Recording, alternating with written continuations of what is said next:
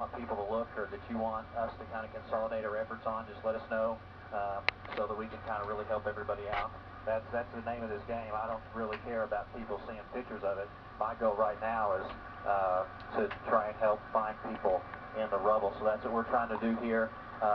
The damage is very severe, and this is nothing like I've ever seen before, Kevin. And John Welsh, to that end, we're trying to provide people with all the accurate and confirmed information we can get.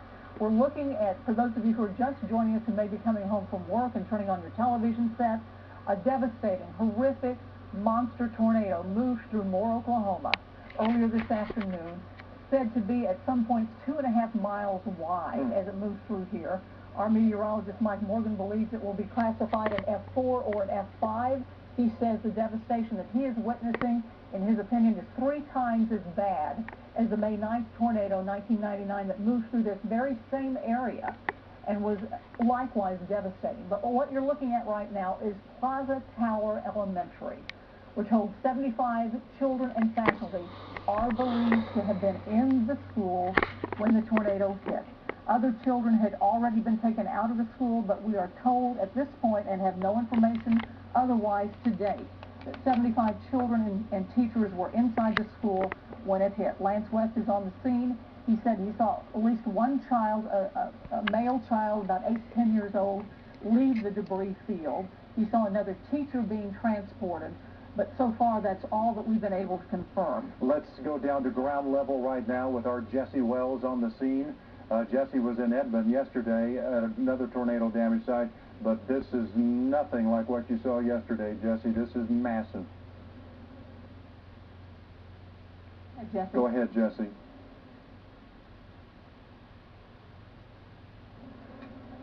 Having some trouble with his sound there. We'll go back to him. We're back at Plaza Towers Elementary, where a lot of the focus is right now, simply because they know that people were in that building when it was destroyed.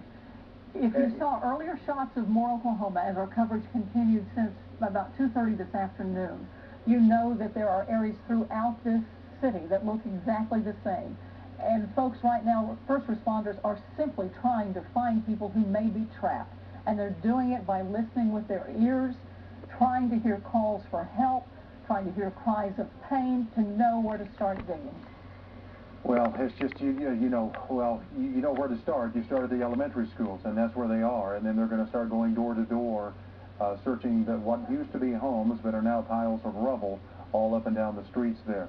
And as John said earlier, he lives near there. He doesn't even recognize that area. I know, John, it's hard to get your bearings straight when you are from that area, even, and you know where most things were. John, can you hear us?